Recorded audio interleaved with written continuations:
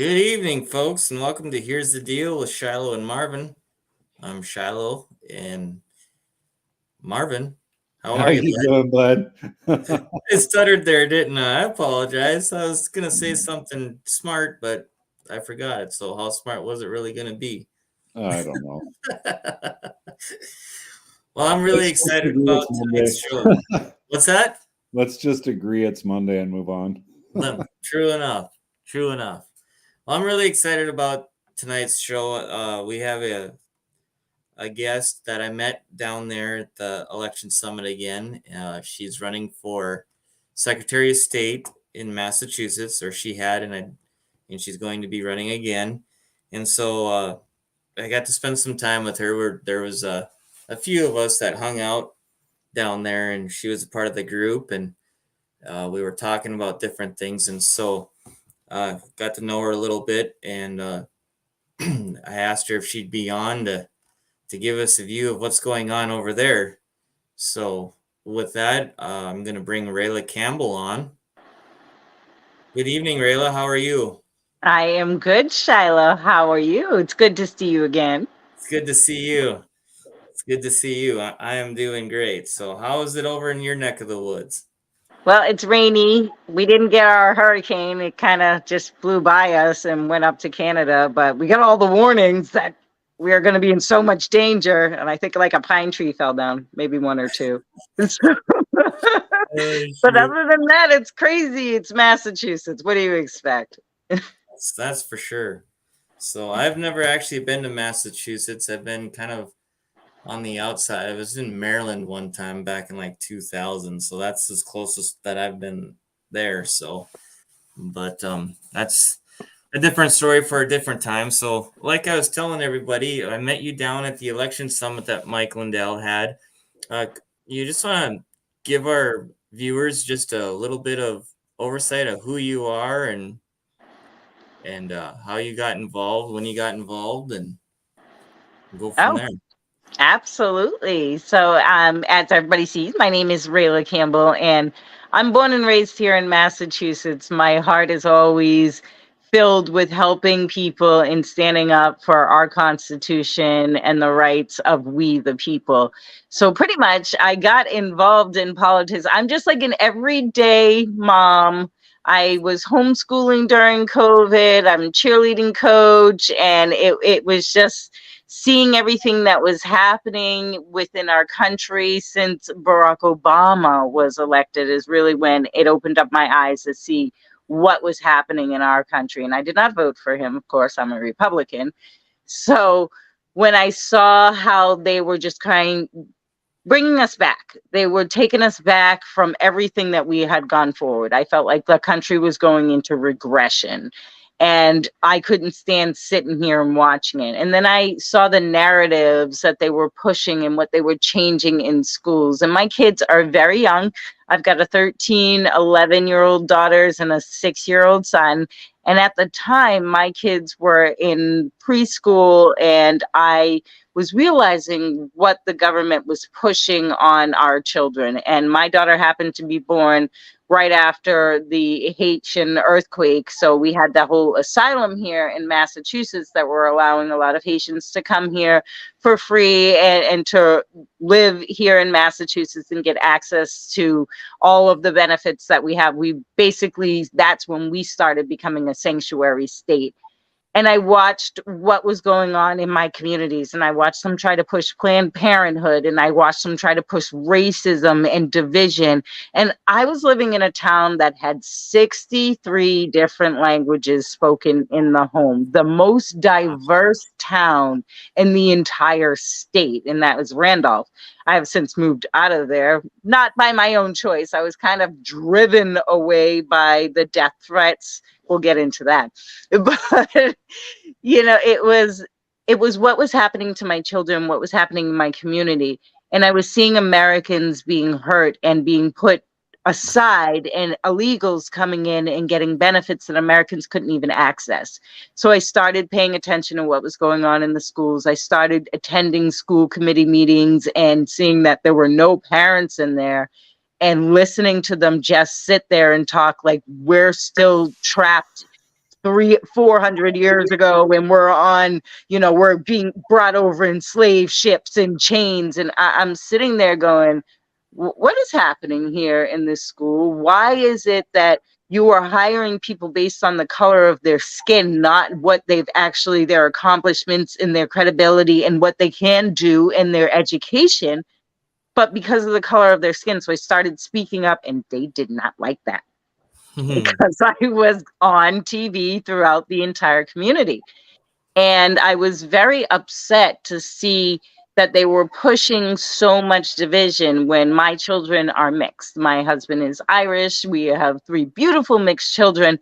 And one of the ladies said, well, we need to have more teachers that look like our students. And I said to her, well, I need to have more students that look like my students. Where are all the white kids? And they cut my mic, and she was really upset. And I was like, well, if you want to play that race game, I'll push it back on you. And that's really what started me off. And at that time, Ayanna Pressley was running for the first time for Congress. And this happened to be in 2020. And I was like, where's the Republicans? How come nobody's running against her? So I threw my hat in the ring. And that was crazy because we were at a shutdown. They dropped the number of signatures required to 1,000 in order. You usually have to get 2,000. So they dropped it to 1,000. I came in with 2 weeks left into collecting signatures. So I ran as a write-in during the primary, which the laws state that you're only required to get the same number of votes on the primary as signatures on the nomination process. So what I do, put boots on the ground, went out there. I got over 1,200 votes for me in the primary, which should have put me on the November ballot. Secretary of State says, oh, no. We have an opinion of the law, and you have to get the pre-COVID standard of 2,000 signatures in order to qualify for the ballot. We, in turn, have found over 8,700 ballots that they did not count. They were write-ins or undervotes, which means people forgot to fill in the oval or wrote below the line, but they still put my name in. Now that's voter intent. So now you're taking away the rights of the voters. So I was like, okay. And we filed a lawsuit in which we're still sitting here waiting. So I ran in 2022 against the man that kept me off the ballot illegally and violated my constitutional rights, because it violates the 14th Amendment and allows the incumbents, all of them, an advantage over me. And I couldn't stand for that. I was like, you know what? He's the one that counts the votes. He's the one that's going to determine who's on the ballot.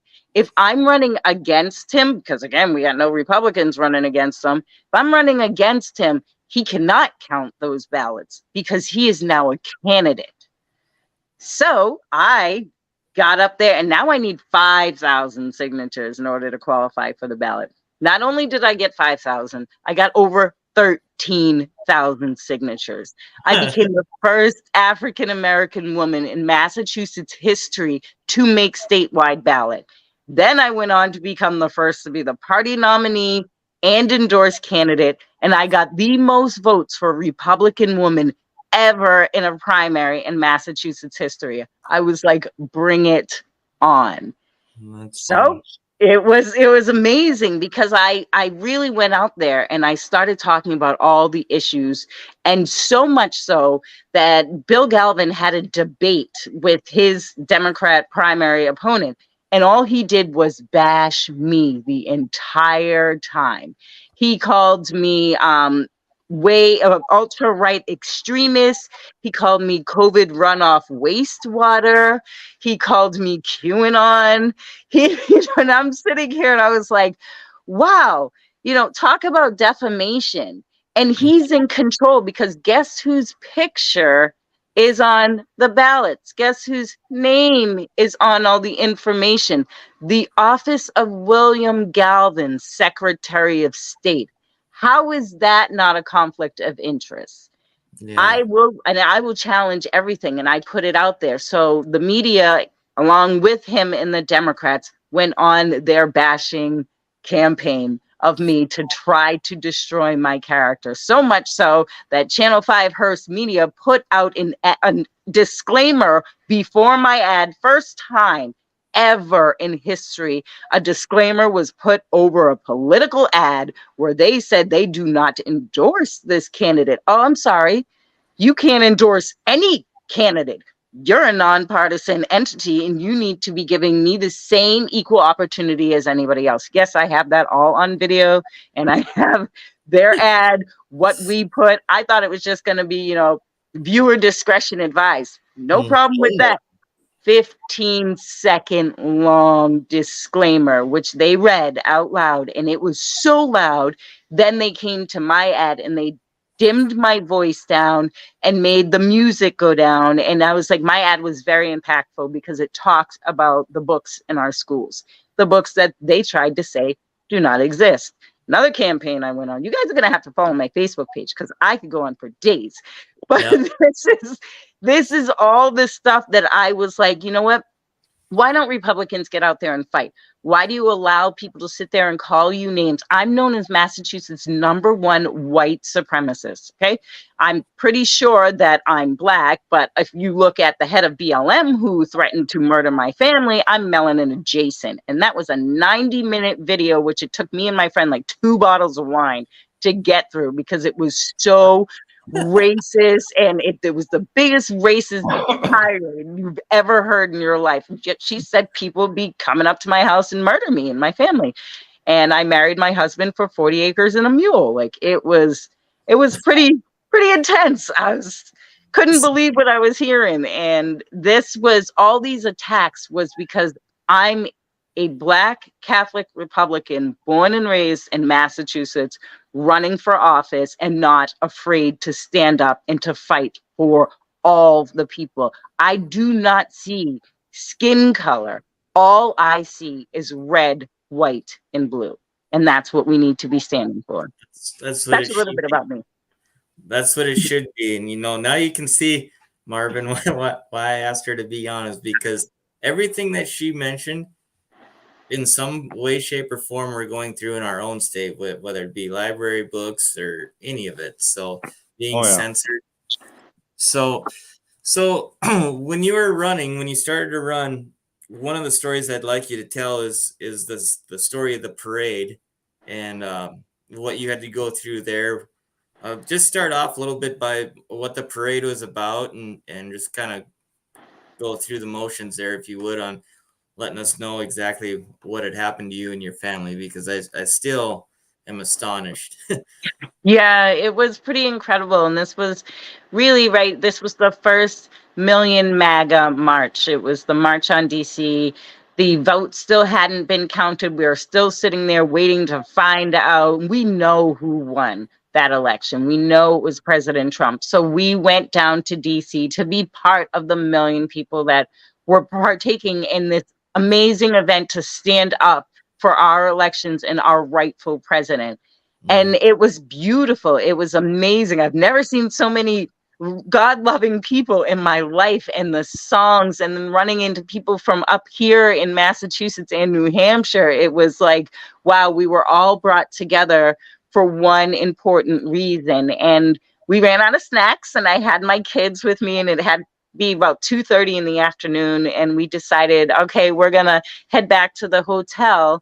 And as we were leaving, the police kind of funneled us down the same way, and it was what used to be Martin Luther King Boulevard, which is now BLM Boulevard, which I call Hate Boulevard, because that's where we got attacked. So there was a line of police officers. I had on one of my famous dresses. It's a back the blue dress that is dedicated to the lives of the men and women that serve this country and that have put their life on the line and have died in the line of duty. So, and I also had my Trump sweatshirt on. And I had my bullhorn because we were singing and doing chants as we were doing throughout the entire rally. And it was just so awesome. And as soon as we came around the corner, and I thanked the officers for their service, you heard the quacking noise and the pig noises from all of the crowd. Now, these are adults. They're Antifa, BLM, Biden supporters. And they came on us like a pack of animals. And they actually tried to separate me, my husband, from our children. They tried to grab my stroller out of my hands, and which I, of course, had my bullhorn turned on and I was going at them. My husband ended up hitting a couple of them in the head with our "Don't Tread on Me" flag. Gassing flags, fantastic. Got him really good and backed him up. And as they were coming at us, he tripped over my daughter and we went down. And I was just screaming. The cops came in out of nowhere, ripped these people off, and like pulled my husband aside. And I went, of course, straight to my children. And I could not believe that they were still saying these nasty, hateful things. They're telling us we're what's wrong with America. They're yelling at my children, swearing at my children. I grabbed my baby out of the stroller. I literally just breastfed him, put him to sleep, and I had to take him out of the stroller because I was like, oh my gosh. And you could see it in his face when I picked him up. He was ready to fight for his family. He's just a little guy, but he knew something was wrong. And the cops thankfully got everybody away from us. A couple of the people were eventually arrested, but let go because, you know, that's what they did with them. Oh, we'll just do it for show, but not have any consequences. So by the time we got back to the hotel, it had already gone viral. I had no idea that it was even being recorded. I was getting all these messages, "Are you okay? Are you okay? I saw what happened to your family." And I was still trying to deal with the fact that grown adults screaming all sorts of obscenities would target little children and a mom with a baby in a stroller. So that was really traumatizing for my kids. And I, at that point, was like, I will never bring my kids to another one of my events again, because if somebody comes at me, I'm gonna shoot them. That's exactly, you know, I got my license to carry. You coming at my kids, you coming at my family, it's gonna be game on. Like, It that just was got so real. intense. It was insane. And that's when I realized this is not the same political world that we had seen for so long, where, you know, it's like, oh, they'll say something mean, but these people physically will come up and try to attack you and to assault you and to incite a riot and violence.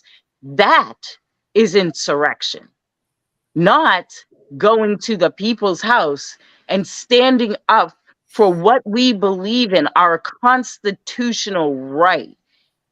And you see what's happening in this country and you see this division. And I could not believe I had people screaming in my face, "Black Lives Matter," and "I'm a traitor to my race." And I'm looking at them going, "You're a traitor to your nation. You're not standing up for what it means to be American. Why are you attacking me because I have a different political opinion when your president is the one that said, you're not black if you don't vote for me?" Talk about a racist statement. Like, when people open up their eyes and they realize that the Democrat Party is the party that was for slavery, still is for slavery, and wants to keep all the people on their plantation with their brainwashing and their indoctrination, and they're trying to take over of schools, we've got to stand up, and parents need to get involved again.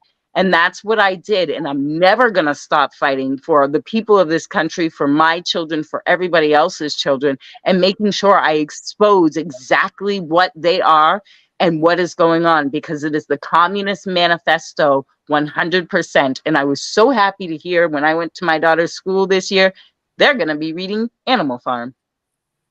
It's like, that's a good one.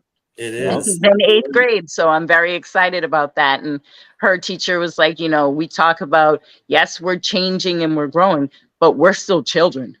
We are still children, and they want to keep them children. They go to Catholic schools. So for me, it is very important that these children need to be children and need to understand that they are kids.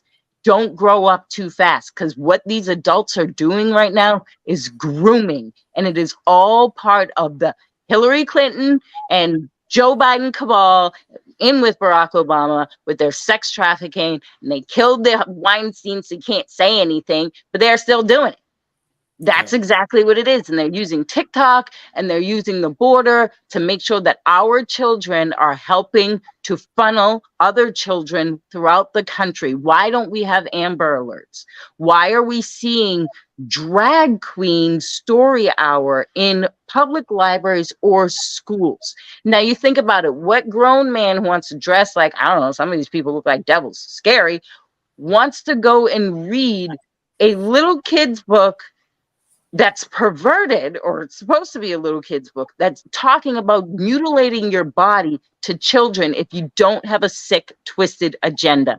And they push it when you see what they're trying to push with their sex education and not telling parents that they can't opt out. Sex education here in Massachusetts is not a requirement. So you automatically do not have to opt into it. And that's what people need to realize. Because when you look at what they're pushing, they recently just fired actually put a teacher on leave for reading a book in 8th grade called Happy Endings. Jeez. Wow. Yeah.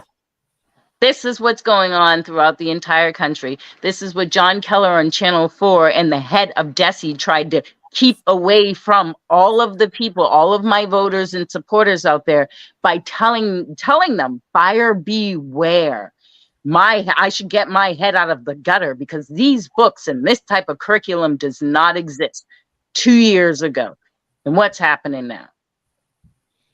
Yeah, there's a big old blowout here in North Dakota this last spring just because of books and libraries. It's appalling. Yeah, and it's little kids that like you just walk in and you're like, what is that?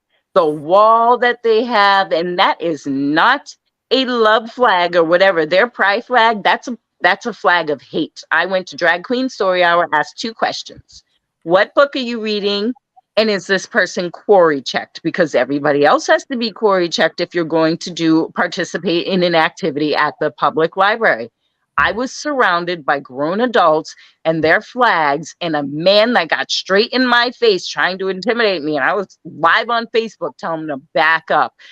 He did not move. He actually stepped on my foot. The cops had to come. They had called me the C word. They called me the N word right there on video. And I'm just like, oh, but I thought we were so inclusive.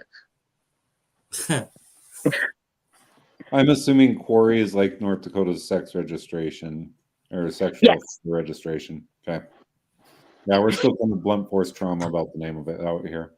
Yeah, well, it's, and everybody has to do it if you're working with children here in Massachusetts. I mean, I was the head of the children's choir at my church, and I had to do it. And just at my church, you have to do it anyway. And I'm just like, how do these drag queens get away with that? I don't think they're quarry checked. And then you find out they're not even from this state. So where are you bringing these people from? And what is their agenda? Because they're very scary. They're not pretty or cute or like it used to be on Maury. Like, can you tell the difference? No. These are like freak show clowns, white makeup, horns, big things, and very provocative clothing. And I'm just like, these are children. This isn't a freaking strip show. That is adult entertainment. So what they're doing is completely illegal because what it is doing is putting children in danger. And we can see that. And why aren't the police doing their job and coming and arresting these people and the people that putting on for child endangerment? That would be a very good question. Yeah, I got lots of questions and I asked them. Yeah, you and I get along because there's been more than once that I've been at council meetings and the first thing out of my mouth is, I have some questions. And it's sad to hear what you have going on out there. Like, we're still somewhat sheltered, but like, I get the media aspect of it because we deal with that out here. Pretty regularly. We see Mockingbird media in effect all the way across the state. Debates, like, I get the thing with the debates. The only time I was on stage during the primary with all three Secretary of State's candidates was the state newspaper foundation It was a debate, I didn't and even get a debate. they didn't record it. It wasn't listed. It was a blurb in the paper, but it was pretty much 2 hours of getting attacked because I wanted to talk about the issues that they didn't. And yeah, like I get it. And I get like the hesitation. Like my little girl did a lot of traveling with me when I was running for office, and there was always that like back of your mind, but it was good people inviting me, so I didn't worry about it. But at the same time, you worry about it as a parent. Yeah. I mean, they come with me everywhere, but they just stay in the hotel. So Well, and at that point, like some of these runs we were going, I wasn't getting back into town until 10, 11 at night because my wife had stuff going or we had things going, and there was times that my daughter came with, and it was like, okay, honey, you're going to sit right here in the front row. But yeah. it's crazy when you think about everything that goes on. And our Secretary of State that we had prior to the 22 election have been in there since I think 1998, so almost as tenured as yours, because yours has been there since what, 1995? So Yeah, 94. 94. And he's been in office since before I was even born. So Yeah. So I mean, recently here, it pissed a lot of people off. We actually had a constitutional vote to put term limits on legislators. They're capped out at 16 years, which is 8 and 8. And it's like, the question I've asked is, why are we stopping just with legislators? Why don't we have term limits on our city councils, on our school boards, on our county commissions? Like, cap them off at 12 years. If you can't get what you wanted to do in 12 years, it's time to bounce. Exactly. So, I'm a big supporter of term limits because. And we get the back and forth with term limits because the question that we always get pitched back is, well, if you don't like them, vote them out. But the question I had asked one time that really upset somebody was, I would if I had a decent candidate to vote for. And that's the problem that we see here. I don't know if you see that same sort of thing out there where senators and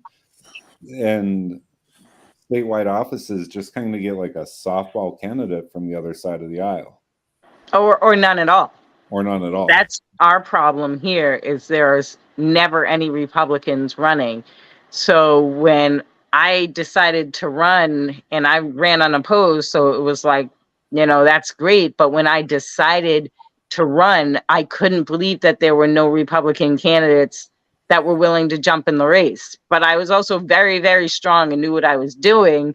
So I did put that little bit of intimidation. But then when you look at all the other seats, why don't we have Republicans running? We had 2 special elections that the Democrats just put up who they want and they went straight in. No Republican representation. Of course, it's in the city.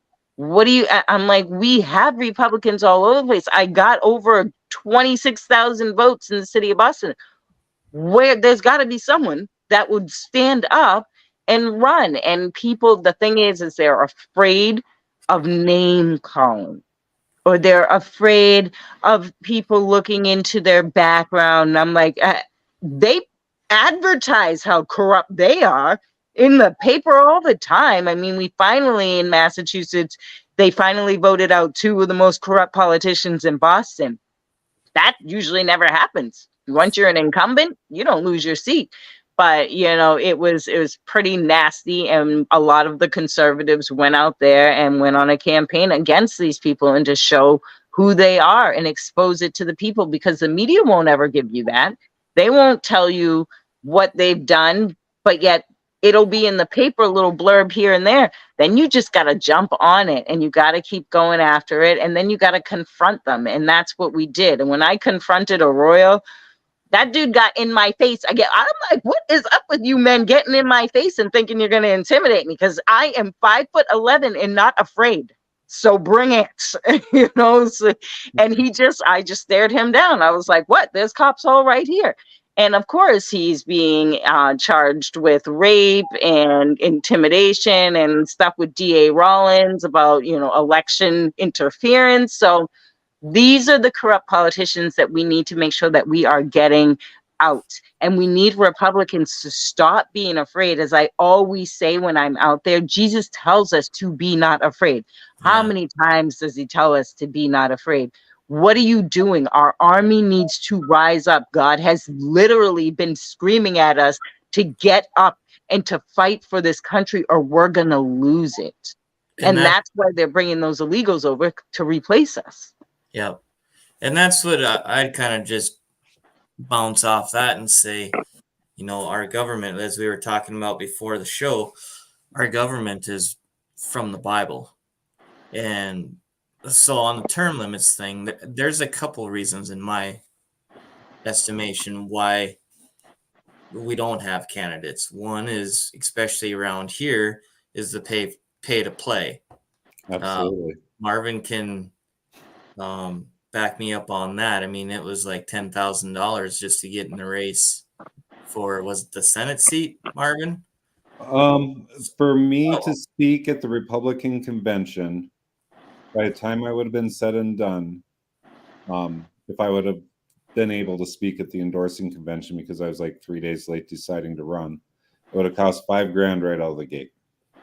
Yeah, that's what they charged us. Speak at the convention in North Dakota. The other things that we run into is we don't have PAC transparency. So, like, our governor has his PAC that millions of dollars funnels into every year. No idea where the money comes from. No idea where the money gets spent. Yet you see the smear ads coming out. You see the attack ads coming out. And what part of my decision on running was, is I had sat down and had supper with a friend of mine who discussed politics a lot. And I had asked about the upcoming Secretary of State race. And this is like a week before I decided. And I went through a list of like 7 names of good possible Secretary of State candidates. And every one of them, he said no. And at the end of the conversation, I'm like, why doesn't anybody want to run? And he told me, but a few days later, I had bumped into our Lieutenant Secretary of State, which was one of the ones that was not running, that I was surprised wasn't. And he looked at me in the eyes and he goes, I don't want to run against the governor's money. Wow. It's funny you say that, because our outgoing governor, Charlie Baker, Faker Baker, as we call him, did the same thing to a bunch of candidates, myself included, funded Democrats in our races, straight up gave the money to Democrats, and we have the proof of it. And that was what a lot of people like, look at all the money they're spending to beat me. And I'm like, so keep going, because that shows that they're afraid of you. If they're going to go and against their own Republicans, they're afraid. So you can get the people and expose that. And that's exactly what I did. They are so afraid of me that they will not touch me now.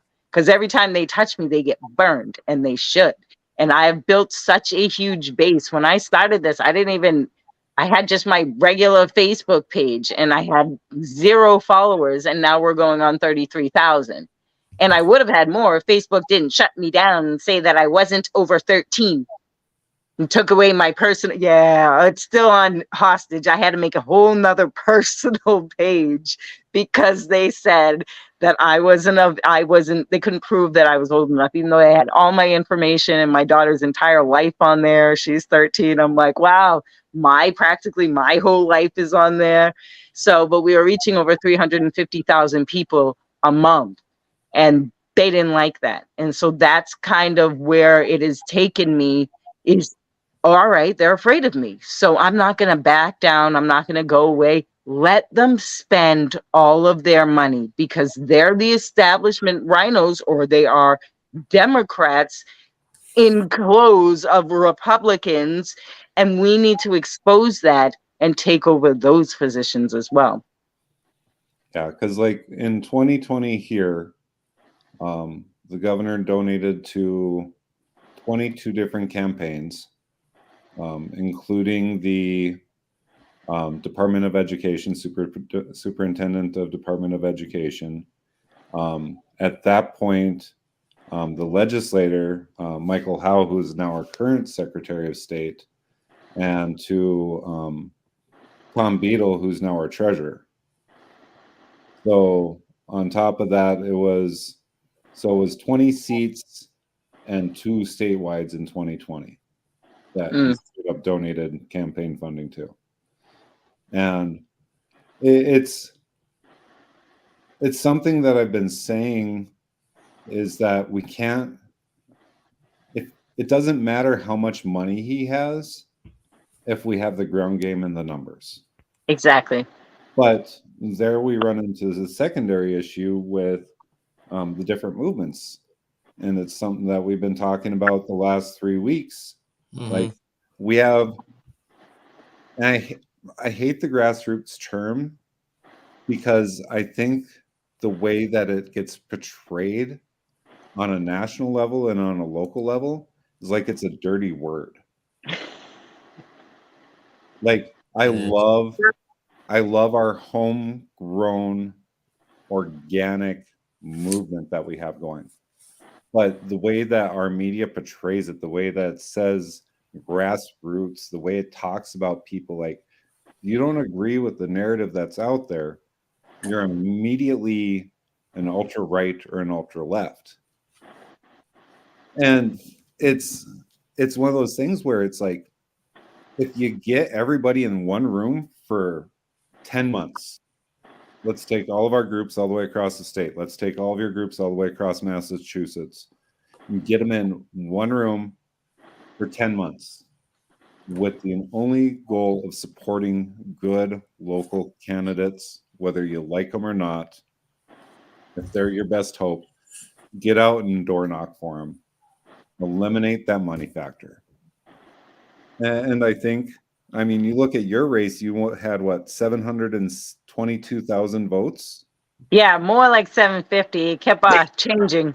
And it feeds right back to it. Like, if you don't like what's going on at your schools, you got friends that don't like what's going on in your schools, show up for the school board meetings. Don't just ignore it and think it's going to get better, because it's not.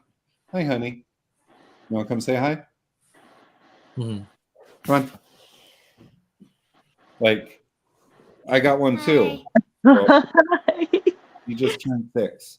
Oh. We're schooling because we're not happy with what's going on with the schools, but it doesn't mean that we don't show up at the meetings when we need to.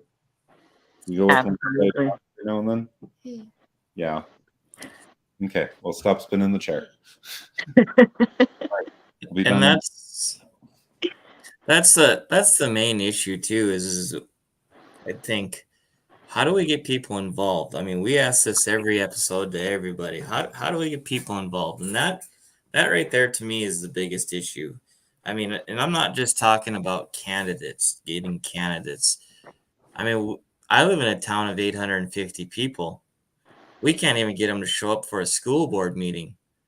I mean, in the school board, I mean, it's not just Ray. There's a few other towns, but we're lucky to get 100 votes. Same with the city election.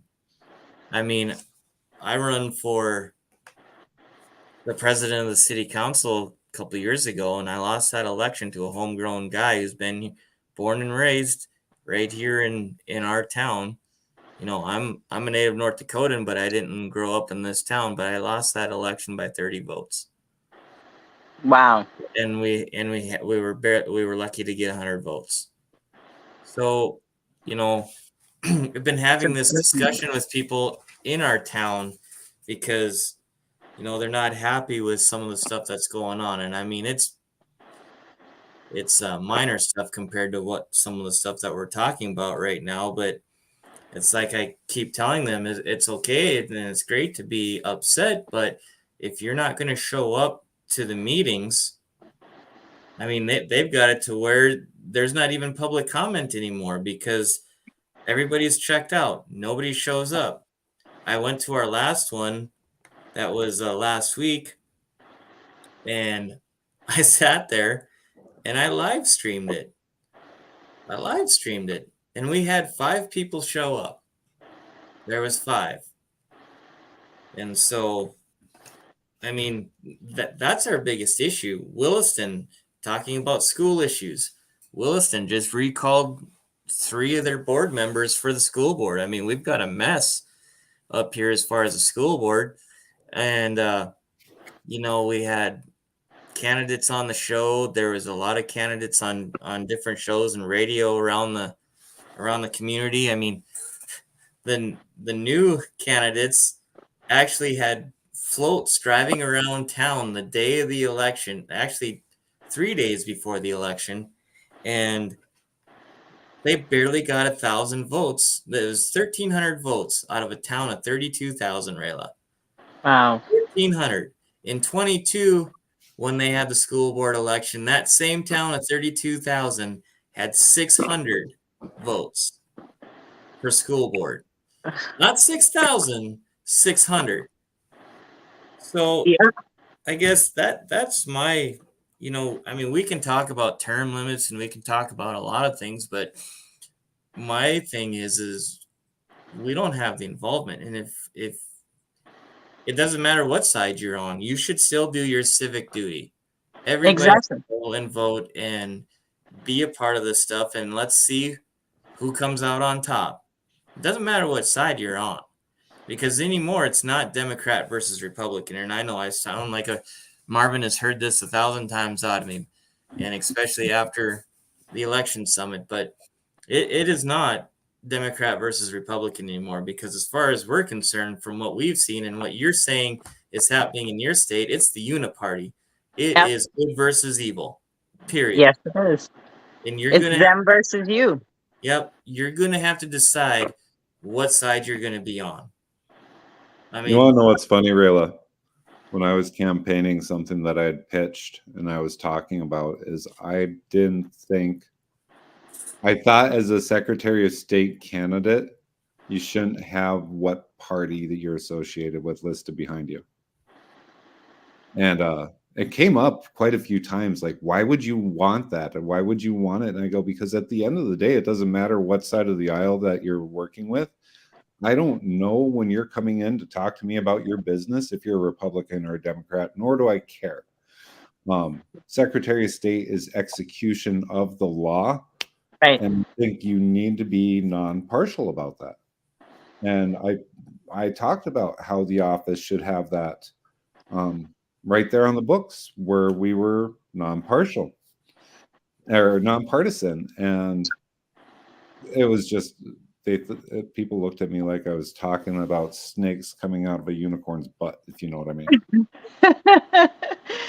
Because it's such a foreign concept.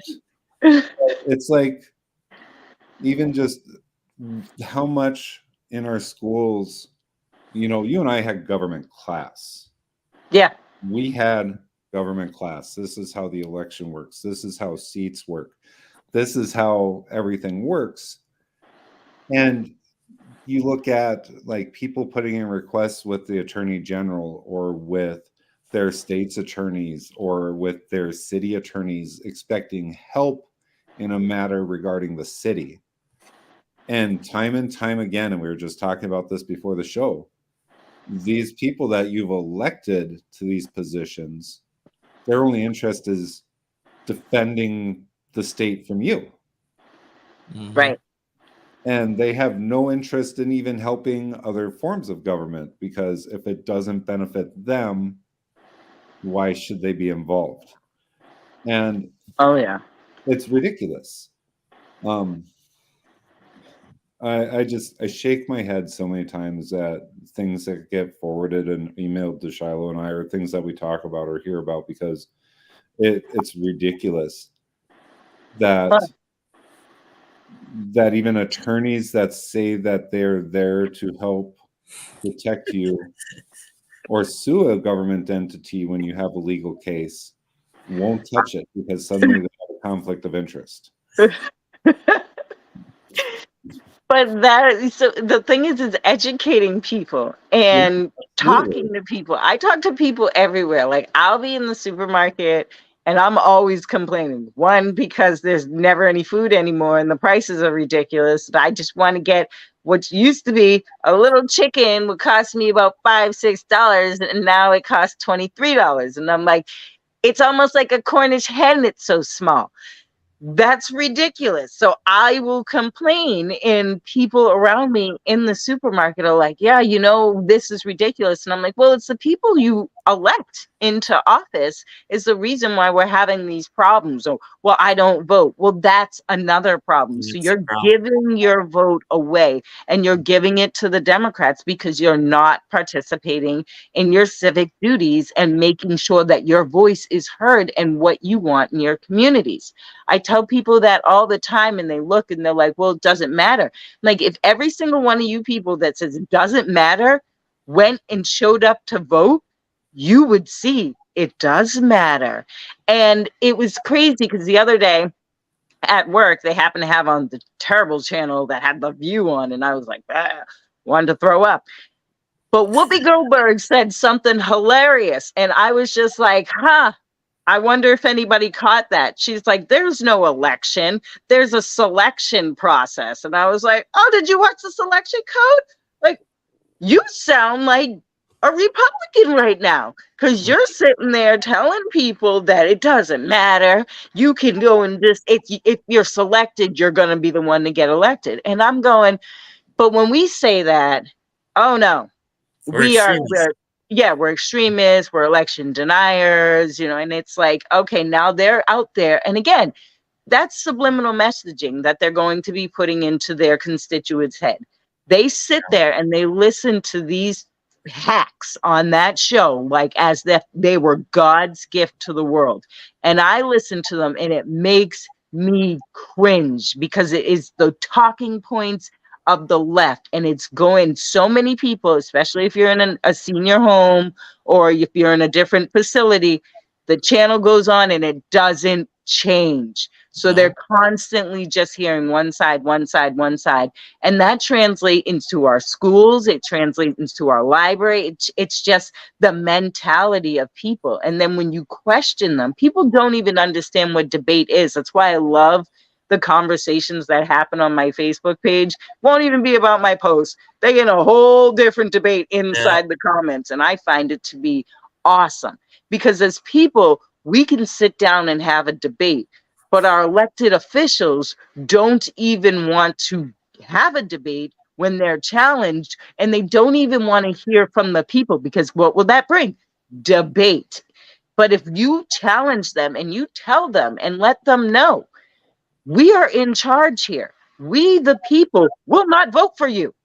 Guess what? They're going to listen. But people aren't doing that. They're just like, oh, it doesn't matter. That right there is giving away your rights, your God given rights. How dare you give away what God gave you to someone that wants to control your every single move?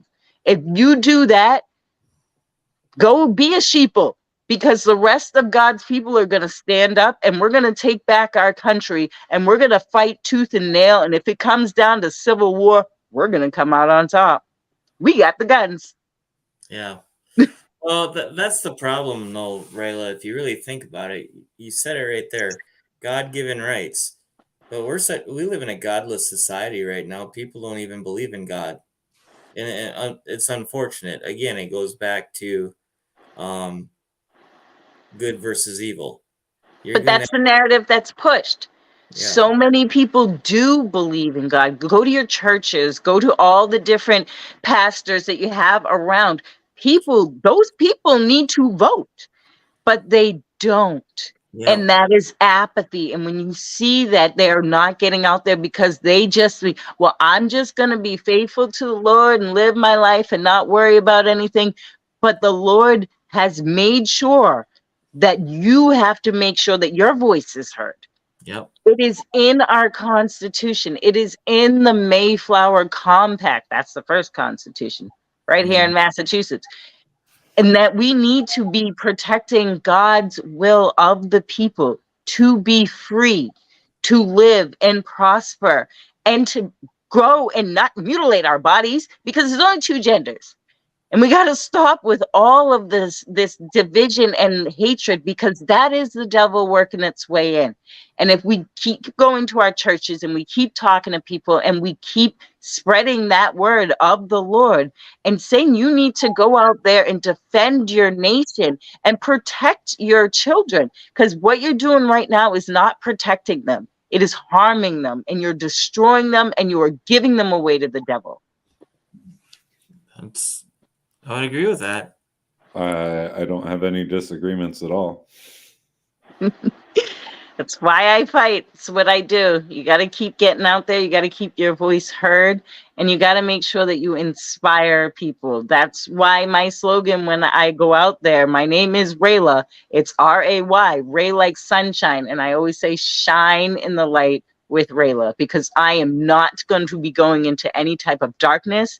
If you want to be in the light of the Lord, you will follow in his footsteps, and you will get up and you will stand up for this country. And that's what I'm doing. I agree. I couldn't have said it any better. Thank you. So what does the future hold for you then? Right? Well, I'm still running in 2026. So right now we are going around the country. We're speaking at a lot of events. I'll be actually out in Oregon next week. Yeah, I'll be doing the Take Back Oregon rally. I'll be in Pennsylvania next month, in South Carolina in November.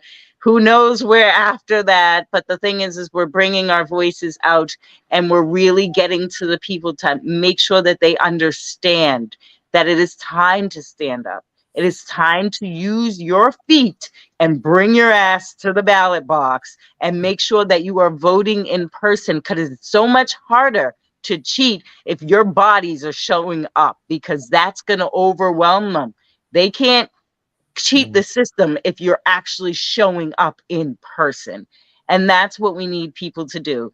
And we got to make sure that we're protecting our elections and making sure we have election integrity. So going around, and I'm speaking on everything and anything, because I'm really passionate about saving this country and protecting the citizens here in America, and especially in my state where it all began. I tell everybody, this is where liberty and freedom were born, and I'll be damned if I let it die here. Sorry, reading something. So I want to ask you another question here, and I asked Trent this last week. I've heard 2024 referred to as the AI election. Have you guys been hearing that out there? No, because there are so many laws against, using certain technology. And here in Massachusetts, we don't use tablets like other people. We vote by paper. What we do use is tabulators. But again, if there's a write-in, you have to count the ballot. Everything is hand counted at the local precinct and ward level, because we don't have that many that turn out. Usually it's 20% or less. Some towns are only 7%. So when you have, like, we had a town of 63,000 was my last town, but just in my precinct alone, there was only 1,200 votes. So you can hand count those. And there's no reason why we can't do that. And I think that is the biggest push right now, is to make sure that our ballots aren't being tabulated over in Italy or in a whole nother, probably China, but because people are using internet service when they literally say that the elections aren't hooked up to the internet, but you're using a tablet and sending the information via internet to the Secretary of State's office. Like, how stupid can you be? Right. Marvin, exactly. It's common sense. So that it's not hooked up to the internet, when you hear them saying that and they say it over and over again, it's, well, how do those numbers get up there? Do you run them up there, or do you punch them in and send it through the portal, which is the internet? Yeah. So it's common sense. You just got to expose it. Well, and you guys, are you ES&S or Dominion? Dominion, and they're just the tabulators. Yeah. But the thing is like everybody knows, you just you handwrite in your name in the blank spot, write in something, and it has to be hand counted. And you can challenge anything, but we have poll watchers and we have people there. And the thing is in Massachusetts, the cheating really only happens in a lot of the bigger cities because they're able to get away with it. And it's not like they're going in there and they're changing numbers. No, they're just getting all of the zombies and all of the illegals off the street because we have no ID required. So they just pay them and they say, go in there and vote for these candidates. Here's a name and an address, just provide it.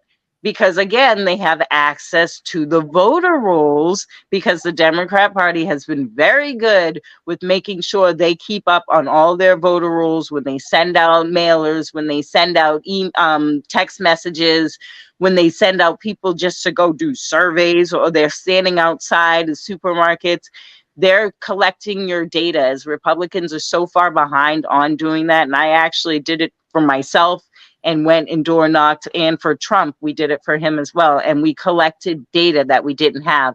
And we actually were supposed to be knocking Republican doors, and it turns out that person never doesn't live there anymore. And it's now a Democrat or an unenrolled that's there. But updating that information so that you have real-time, live-time information, that's going to be another way that we can counter them, is to make sure that we're cleaning these voter rolls. Why can't we clean the voter rolls? If somebody dies, they should be removed, not 60 days later after the election. Yeah. Another question, and this is something that's come up multiple times across multiple states. How hard is it to be independent when running for office out there? Not hard at all. We've got a lot of them. Because here's the thing, in Massachusetts, we have more unenrolls or independents than we have Republicans and Democrats combined. That is our biggest base, is the unenrolled, because people like that choice. They like to be able to, if they don't have a Republican, they're going to vote for the Democrat on the ballot. If they have a Republican that they like, they might vote for a Republican and a Democrat because this Democrat has done such great things in their town. They actually care. And when you call them, they do something. So that we have some of those, and they're more of our old school JFK Democrats who would be Republicans nowadays. And they also go out there and say they're pro-life. So that will pull a lot of the unenrolled, the independents, to vote for those people over someone that they're labeling as extremists and want to take away your rights and everything that they say about Republicans. But we have a lot of unenrolled that are elected and in office. The mayor of Quincy being one of them, and he's one of the top fundraisers right now in the state. So Massachusetts uses voter registration, though, correct? I know you were talking about the unenrolled. Population of about 7 million overall. Do you think that the Help America Vote Act has helped or hindered in Massachusetts? I think it's hindered. Well, Massachusetts, what we have right now is illegals are able to get driver's license and it automatically registers them to vote. So they did their motor voter law where they wanted to make it safer. Yeah. So that's wanted to make it registration. Well, that's the thing, is the RMV. So if the RMV is going to be registering people to vote, then that department should be under the guides of the Secretary of State's office, correct? Yes. But it's not. They should not be registering anybody to vote. And they say, well, you can opt out. There's a check mark on the back. How many people check a box to opt out of something? Nobody checks a box to opt out of anything. They automatically opt you in. And when I talk to the town clerks, they have told me that they do not, usually a lot of them don't accept it from the RMV because they have to verify that you are registered in that town, your address is in that town when they send out their census, and that is filled out and it has come back and you're registered. That is something that we need to make sure that is happening throughout the entire country. Is making sure that these people, one, have a real ID. I know that that is going in place, but it's tied to your social security number, your birth certificate, the little number that I never even knew was on my birth certificate. You know, I asked for your whole life story. It proves that I'm an American citizen. Whereas somebody can come in and just get a driver's license and it doesn't prove anything, but how are they verifying that if it's a government issued ID? Driver's license, a government issued ID, real ID is a government issued ID. It should specify that you need to have a real ID. Since they want to put this stuff in place, this is their thing. They want to put it in place. So now let's make sure we're capitalizing on it and making sure that they're following the law exactly the way that it should be. So these are American, only American citizens should be allowed to be registered to vote and have driver's license unless they have something that says they can work in this country. See, But what I'll agree to disagree on the real ID. I'll never get one. 100% I'll never get one unless it's literally the only option. See what that they kind of did that in Massachusetts during COVID when people had to renew their driver's license and you had to do it online. They made you put in your birth certificate information and they sent you the real ID. And that was, again, when you shut down and you have no access to do anything. And this is what is required just so you can get your driver's license back because it's expired now. I got to drive. Yep, all that information, but they have all that information anyway. Yeah. Well, if we want to get down, I'll just pass on it just because of that barcode on the back. It's, as far as I'm concerned, it's just as good as a vaccine passport. If they're attaching all your other information, how hard is it to put your shots on the back? But, oh yeah, well mine's always had a barcode on the back, and that was just for easy if you were buying cigarettes or alcohol. Beep, okay, it pops up. But the thing is, the barcode only brings up your name, your address, your date of birth. Doesn't bring up your picture. For now. Yeah, we can agree to disagree. I'll never have one. So aren't you gonna need one to fly though? Because when I have my passport, and when you have to, they were talking about that at the airports. Like by 2024, aren't they requiring these real IDs? I'll get a passport. I'll get an actual passport, but I won't get a real ID. Yeah. Yeah, I have both. Well, my passport's expired, but I'm just like, if you can't tell I'm American, that's pretty much a problem because the way I talk, it just gives it all away. But but it's like, we have our IDs and they have certain symbols on them that make you for your state. And they took the social security number away so that you have your little S number or whatever, so nobody can steal your ID. I don't know if you guys have driver's license numbers or if it's your social security number. Ours is a completely different number, not tied to our social security anymore, because that used to be on your driver's license. Was your social security number? Here. Yep, that's the way it is here. No, here it's the last three of your initials, the year you were born, and 4 random numbers. Right. Ew. Yeah. That's terrible. Yeah. That's all the information you need to steal somebody's ID. Yeah. Pretty much. That's crazy. Well, it's kind of like what they did when they sent out the request for ballot, your mail-in ballot. It had your party affiliation. It had your date of birth, all in your little barcode that you love so much.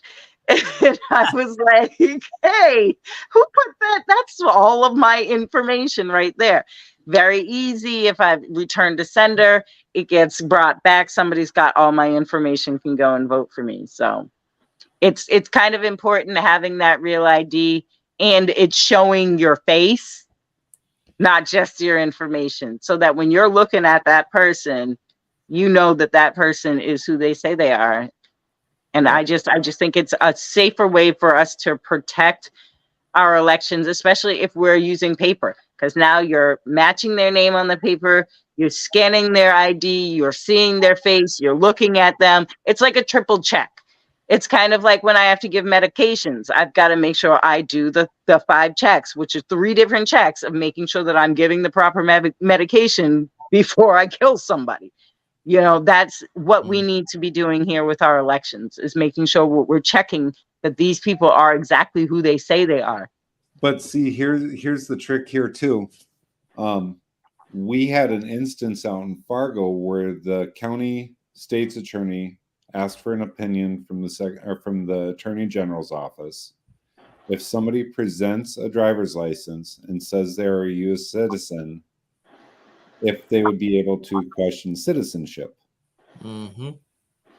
And the attorney general said that there is no law in place that would allow a poll worker to ask if they're a U.S. citizen in North Dakota. So then you have to go to your legislation and you have to see where it is and our where that law legislation- is and our and change it. legislation and our legislative assembly shot down every election bill this last session. Yep. There's like, what was there, 9? So I know poll workers. Is it Republicans and Democrats shutting it down?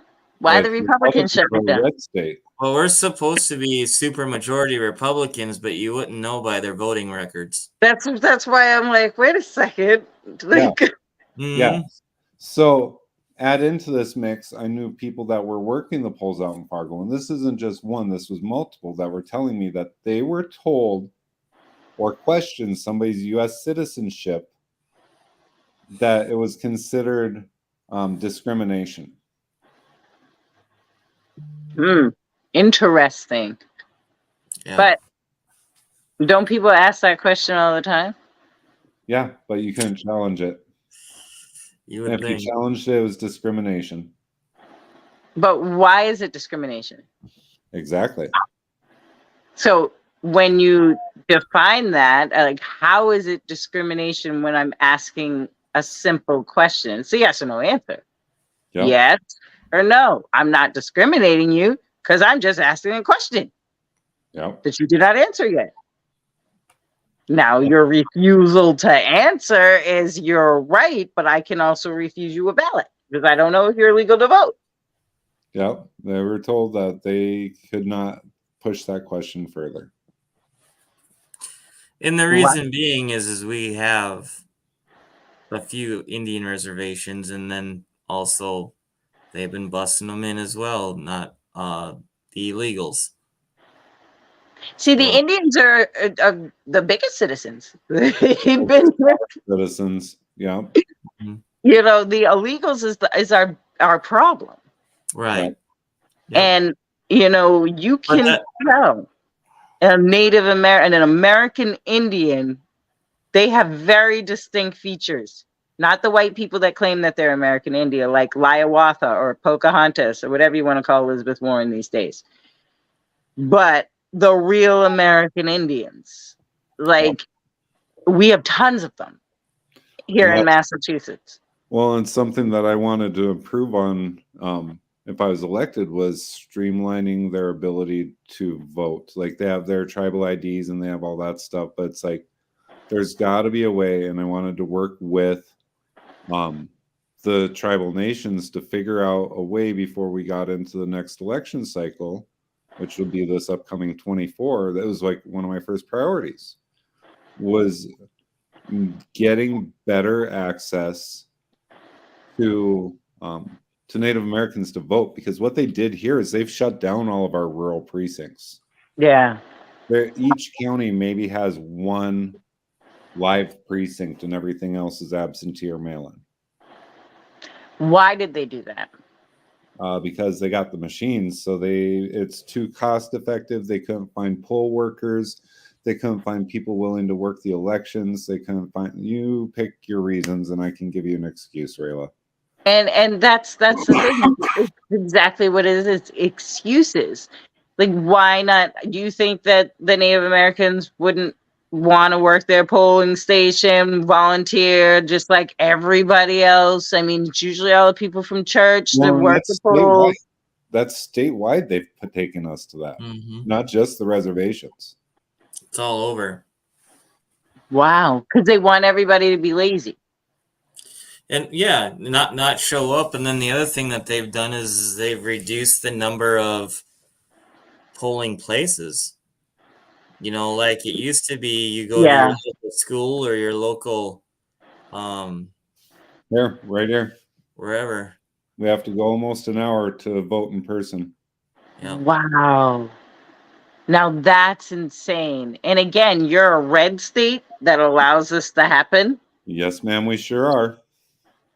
because we don't even have lines because we don't have people voting.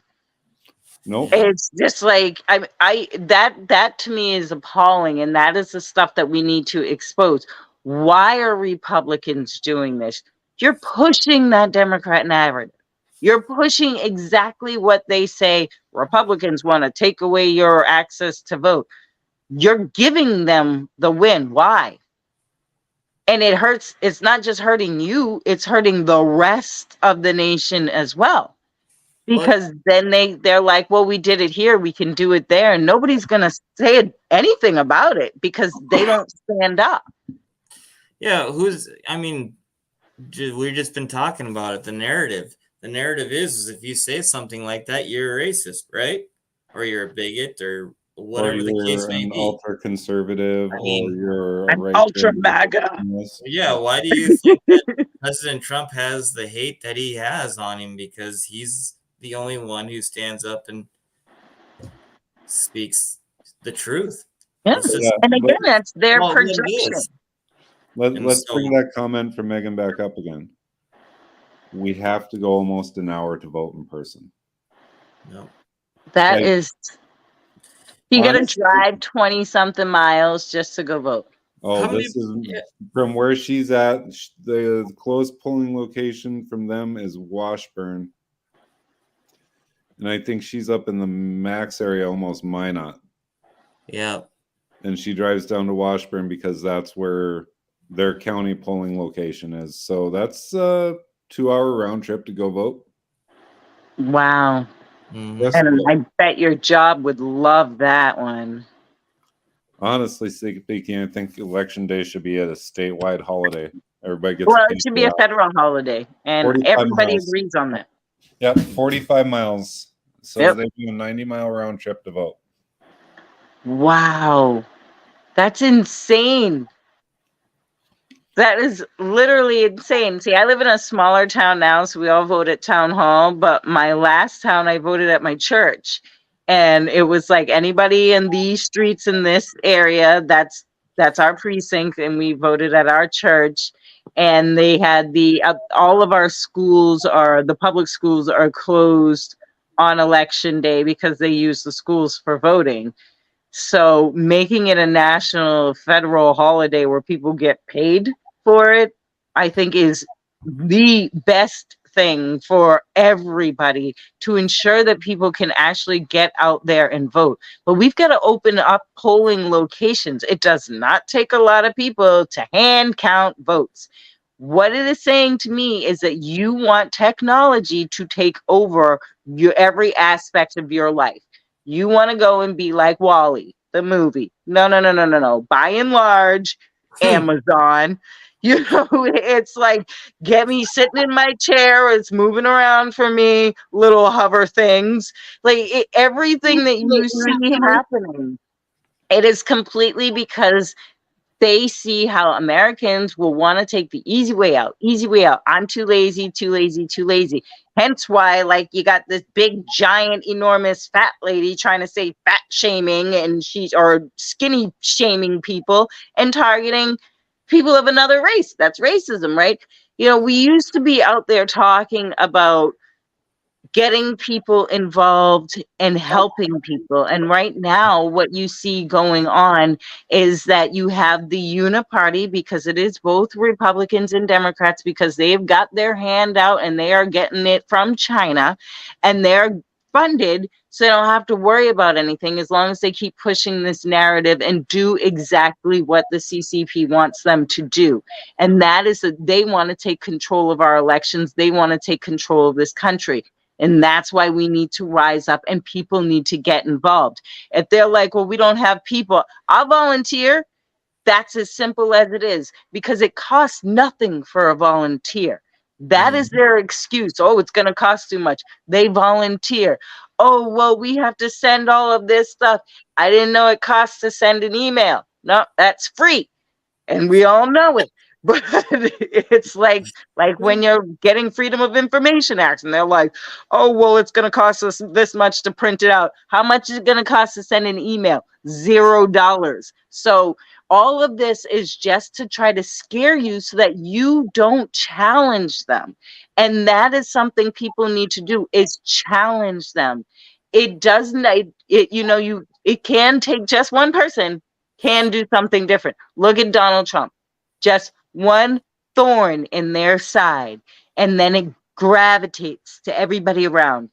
Now we're all strong enough to stand up there and be that thorn, that constant thorn, because we're not going away, and our voices will be heard because we're going to the people, and the people are fed up. Democrats are beyond fed up. So what do they charge you guys per hour once you go above your first hour for FOIAs out there? Oh, what? Per hour? No, they charge you. So Our open records request is $25 per hour. What? No. See, ours, it's the max they can charge you is $30, and that's if it's being mailed out. But since you're sending a request via email, they have to respond to you via email and can't charge you because it's email. Oh, and we don't get an hourly charge. That's obscene. That is extortion. $3,000+ to do FOIA requests sometimes in North Dakota. That's extortion. And where's that money going? Nobody knows.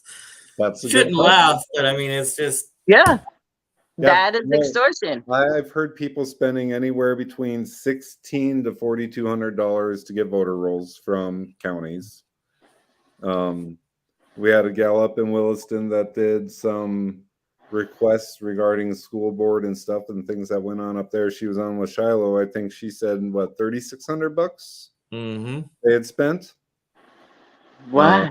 Friends out on the east side of the state that put in FOIA requests to have information put on the flash drive. When the information came in, the flash drive had conveniently been damaged in the mail. They spent $2,800. What's your law say on FOIA requests? Well, it's open records requests, and interestingly enough, this last year when we were requesting stuff after the election, the gentleman that was in charge of our elections at the Secretary of State's office sent out an email to all the county auditors and all the county state's attorneys telling them how to avoid open records requests. And I know because I have a copy of it. Of course you do. So do I. Yeah, but that's the thing. It's an open record. It's a public record that should be released to the public automatically, as they are supposed to do by law. And you know what I was requesting? I was requesting the population for the county, the amount of people that were old enough to vote, the amount of people that did vote, and how many absentee and mail-in ballots that they received. Wow. And that's not all up there for public information?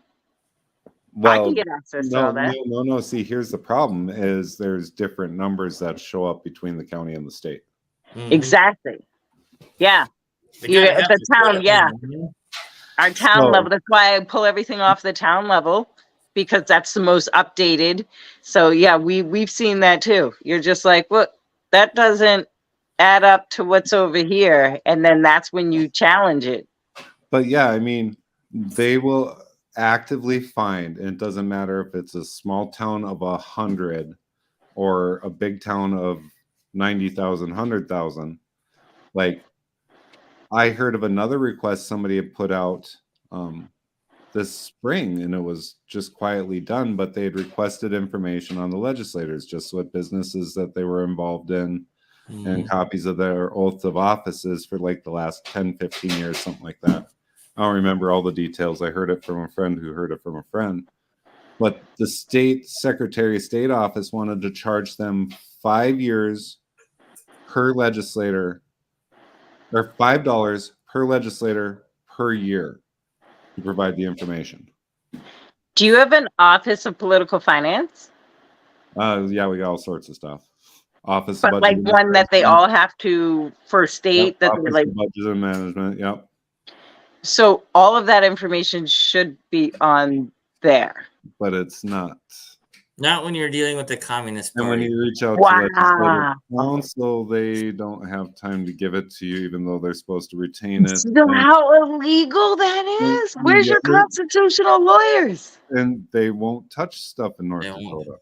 Why? You cannot get a lawyer that will sue a government entity in North Dakota. Why? They're in bed together. Conflicts of interest. That's the standard letter. We're actually going to be talking about that later this week. We're going to have somebody on locally. And the reason that the attorney's offices put out the conflicts of interest is because they don't think A, there's enough money in it, or B, they don't want to get involved in it.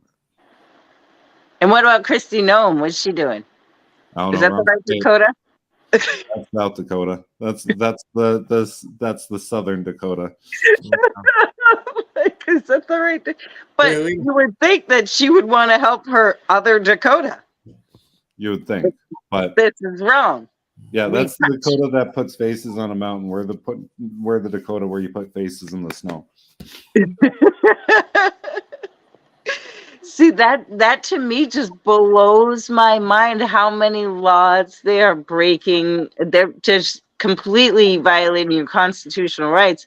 So what about getting a lawyer from outside that can practice? Here's the last one for you, Rayla, before we answer that. Our legislative assembly can't be FOIA'd or open record requested. Dare I ask why? They pass laws to say they can't? They passed a law in 2019 saying that they cannot be requested. Mm-hmm. Yeah, that's when they did a lot of stuff.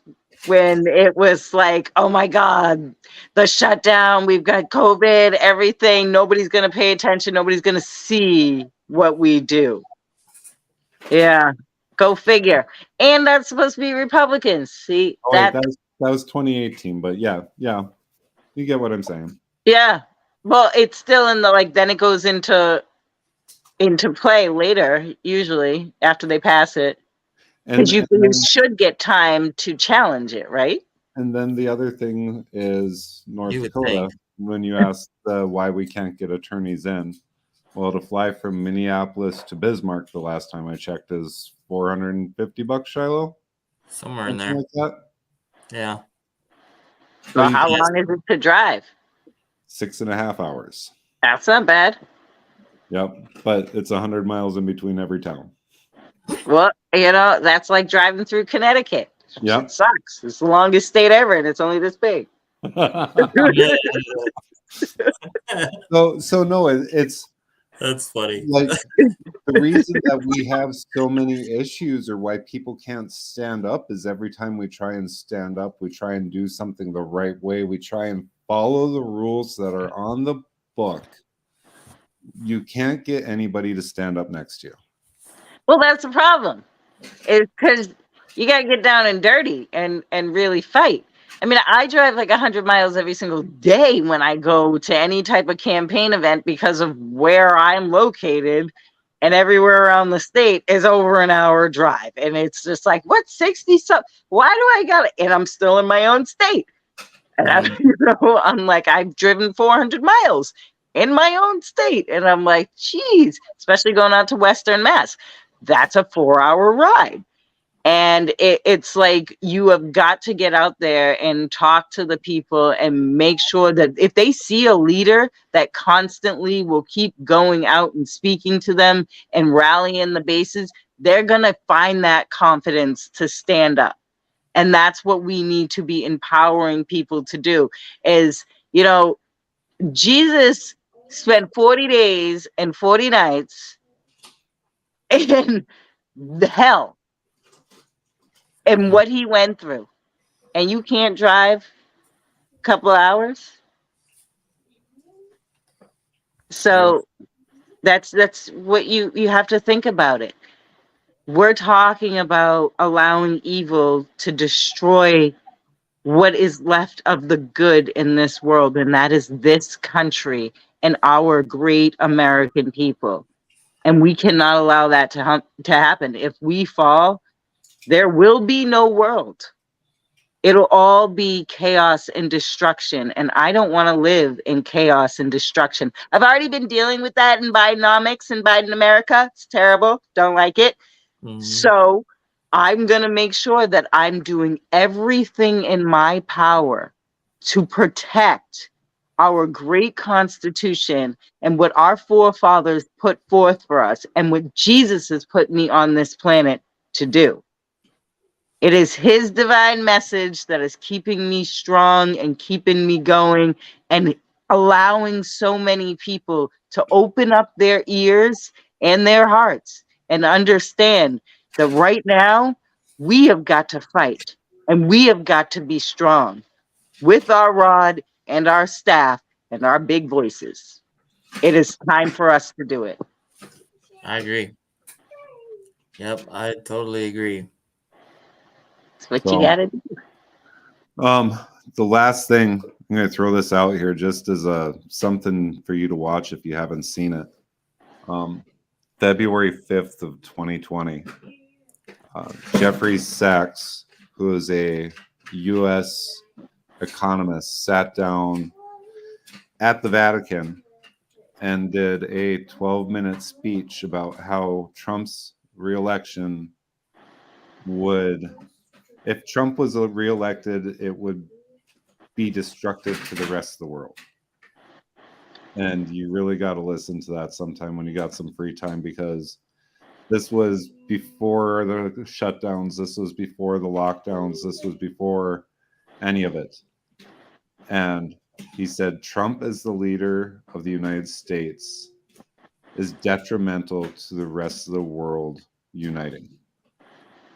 And it's crazy because now you watch everything else that's been going on ever since then. We had the shutdowns. We've had crippling economic impacts. We've had, like here, this last legislative session, there was 2 bills that came forward at the request of the Department of Commerce, I believe, that wanted to get rid of programs for small towns and incentives for small towns. And they just keep wanting to push people to the city. Yeah. Yes, because they want to control, they want to get rid of housing, and they want everybody in apartments so that they can control your rent.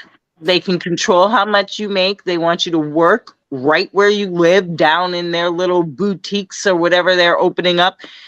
And people don't want that. People want the American dream. They want to be able to buy a house, to have a family, to have land. I love having a lot of land and I love owning my house. This is the second one I've owned. And I wouldn't give that up for anything to live in an apartment. But that's what they wanted. They want to take away your abilities and your rights and to indoctrinate people to think that you can't have kids. It's too expensive. You won't be able to do that. And that's why costs of living and everything goes flying through the roof. And yet your income doesn't get any higher. But under Trump, we were doing so great. I was actually able to breathe. It was nice to be able to just, my kids need something, I can go and get it and not have to worry about, okay, this bill, this bill, this bill. I got to make sure everything's covered because I'm making so little right now. And fast forward to now, and we're back to what it was like under Obama. You know, we're about to hit another collapse. Inflation's through the roof, and people are struggling, and they want to take away your homes, but they have no rights to do that. That is something that is in our Constitution. You know, we don't even have to pay taxes. The unconstitutional tax laws that they are pushing on the people. But again, they wanted, that's exactly what, if you don't know your rights, how can you protect them? Yep. That's a Well, fact. I threw up the link there. Sorry, I'll figure out how to get it dropped for the rest of the show. But for anybody that's interested in watching, you can either search what's listed there or watch the video. Put it in the chat. Yeah. You can put it in the chat. Let me copy it here. So I'm sure, like us, we have many grassroots organizations throughout our state working towards one cause. And I'm sure you guys do too.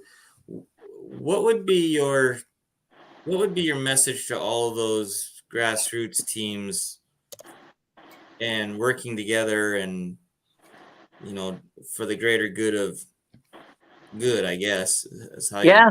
say it. So, what would be your message to, I don't know if you want to say, bind everybody together and work together?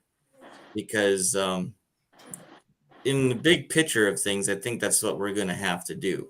There's no Yes. thinking about it. It is what we're going to have to do. There's no question about it. That's what we have to do. People need to put their egos aside.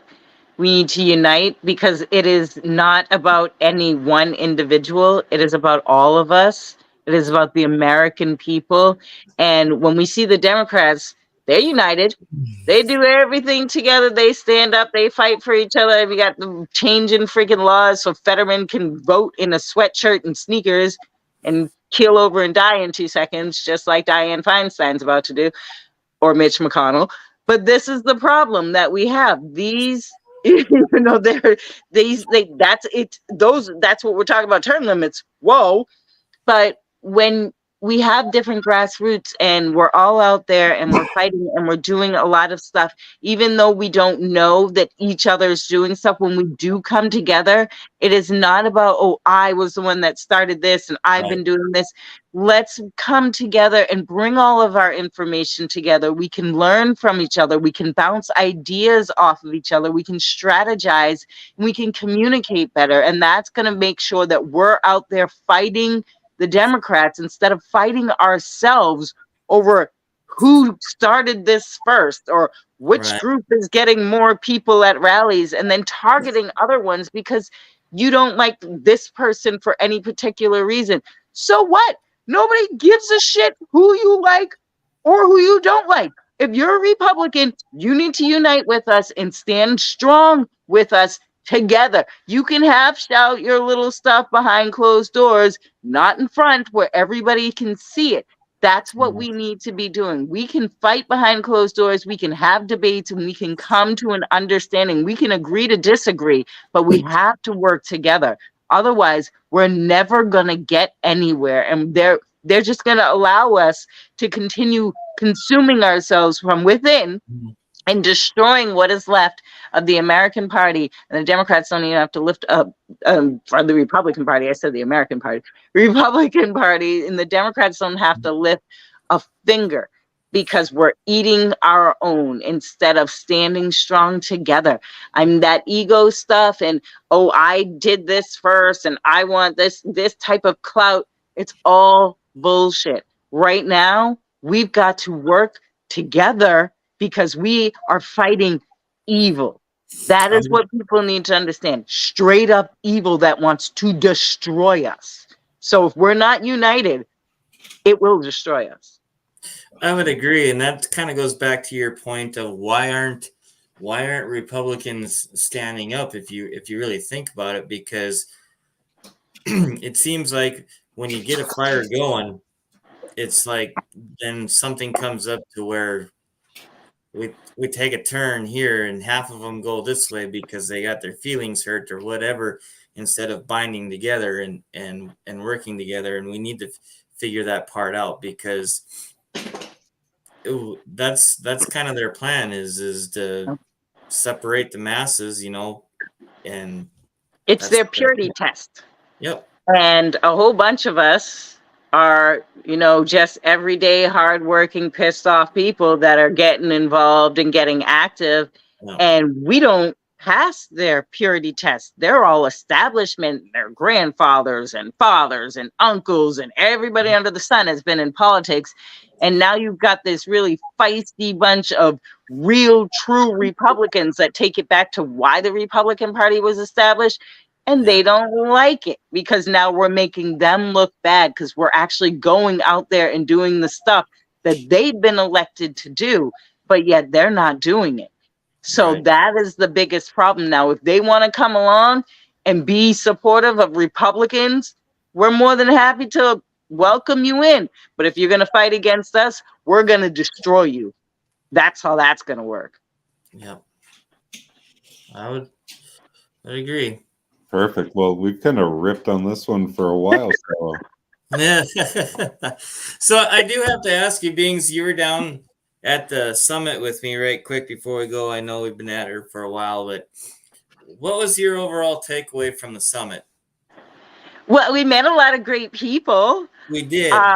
And we had a lot of ideas that we were Yeah, bouncing off. right. The it was so what I got and how I felt and what a lot of the other people that I was talking to felt was we were quite let down because here we've got some new technology where you want to bring something in, and one, how are you going to even get it passed in states where it's completely illegal? In Massachusetts, it's one of those. Like, you can have your cell phone, but you can't go and take like a picture with your ballot. It's illegal. It says right there, no cell phones allowed in the polling station.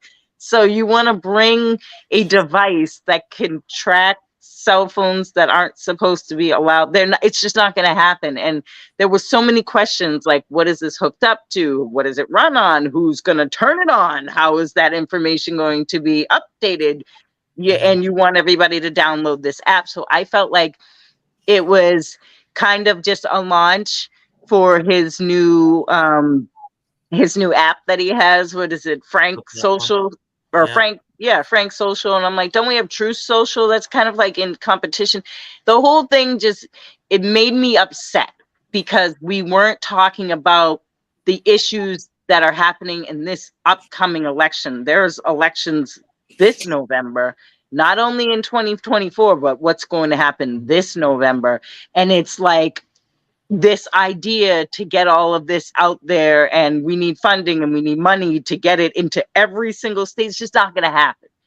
We know it's not going to happen. There's going to be all sorts of lawsuits and legalities instead of really pushing on getting rid of the machines and getting legislation out there and getting to the people so that they go after their legislators, getting boots on the ground in front of those legislators' offices so that when they come to work, they're going, oh my gosh, I've got an angry mob of my constituents who won't vote for me if I don't listen to them. That's how we're going to get them. We're not going to vote for you. We're not going to support you. And Democrats will come along and stand with us now because they're just as pissed off and they don't believe in their election system either. Because a lot of them didn't vote for Joe Biden, but yet, over Here we more are. people that were legally able to vote in this country ended up voting because, he did that from his basement. It's just possible because people have common core math. You can't figure out 1 + 1 isn't 5. Well, I Well, don't know. We're kind of in German country, my mom and my dad equals my brother. oh Lord. So I guess my takeaway from it was, because we have some other things going on in our state as well.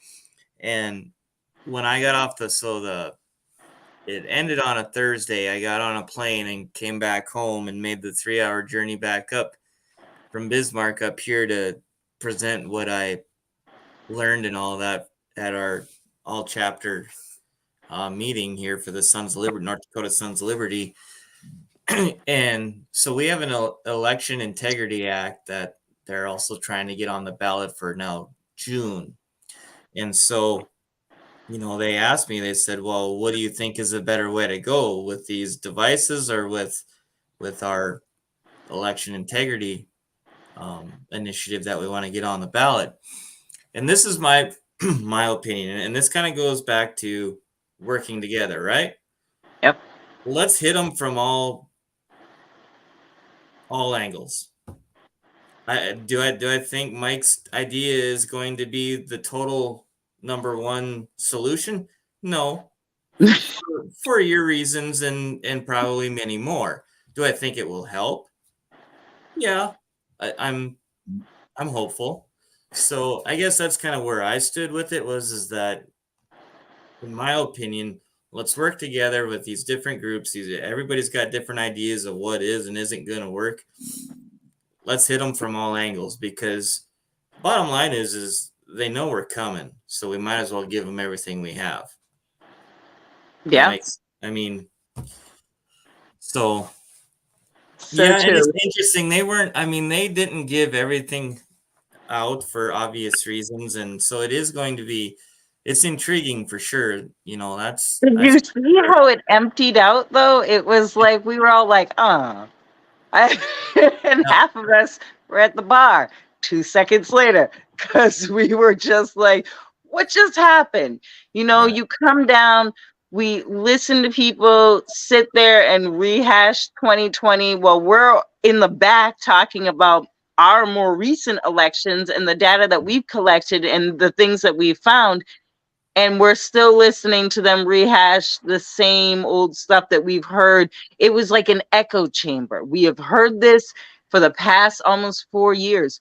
There's new data, there's new information, there's more stuff that we can be doing. And if you had paid attention, you'd be on top of this stuff, especially when they're all like, we got to get rid of the machines. Well, what have you done to actually try to get rid of the machines?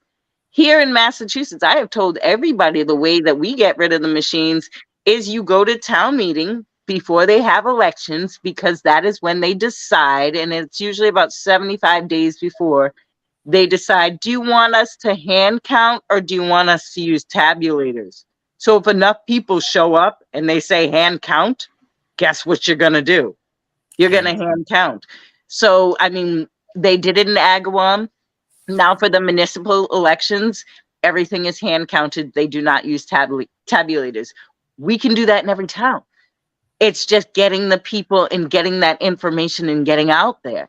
Why don't we have people that are focused on that instead of here we keep going back over the 2020? We already know clearly you have never had an election where you stopped counting. right. That's like full stop right there. Never happened.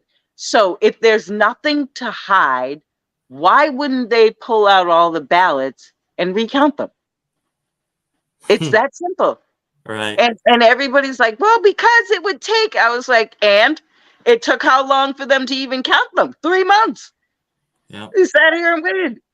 And yet, if you had done it at the local municipal level, the city and ward level, and you're hand counting them, we would have our answer as we do during any other election by Right. many. Fair enough. Fair We enough. just got to get out there and we've got to work together. But the main thing is legislation, getting petitions on the ballot that ensure that we're protecting our elections and that we're getting rid of these machines 100%. It's hand count all the way. That's what we should be doing. Yep. No, I agree. Totally. So, wow. Awesome. Well, it's been really great having you, Rayla. I really appreciate it. So, what time is it out there? It is It is 9:43. Almost 11. it is 10:43 here. Almost 10:45. So all my kids are asleep, which is nice. And I've sent out all of my fundraising emails, but I do have to create some more for 2 other candidates that I'm helping. And that's what I do. I do get out there and I want to help everybody. And I want to make sure that, we are sticking together and that we're fighting the good fight. And if people need my help, I am more than happy to do it. I've run my own campaign. I've designed my own website. I've learned how to do a lot.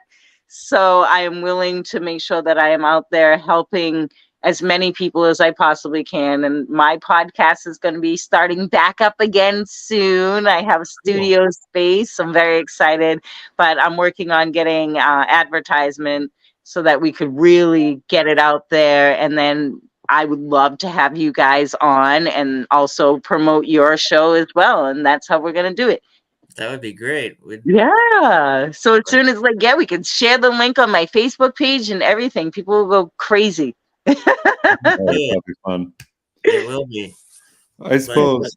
Yeah, we really appreciate having you, and I appreciate your time. And let's keep in touch, and as we get closer to the elections and stuff, and give us updates on what's going on out there. It's always nice to see what's going on because you can't tell by the news, obviously, the mainstream media. So it's always nice to know kind of what's going on throughout the country and know that we aren't the only ones fighting these battles, because it can be a daunting task, as you know, and Yep.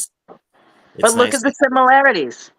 Look at the same things that are happening throughout so many different states. And that's what's connecting us. It's the same exact thing that they are trying to do everywhere. And Yeah. that's why we have to stay connected, and we have to keep talking, and we should start a newsletter. Yeah.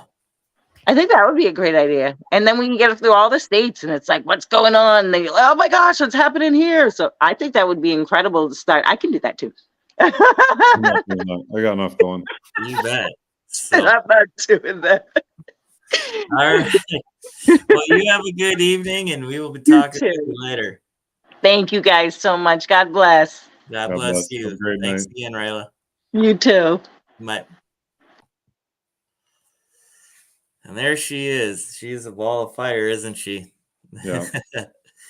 No, I really enjoyed her down there, and just listening to some of the stories that she went through and stuff like that. And we didn't even get into some of the stuff. I heard some of the messages that were on her phone, and it literally wanted to make me cry, right? Like, I could, if somebody said that about my family or my kids, um I wouldn't take it very well. So Say what you want to say about me, but you leave my family out of it. yeah, what does this say? I don't.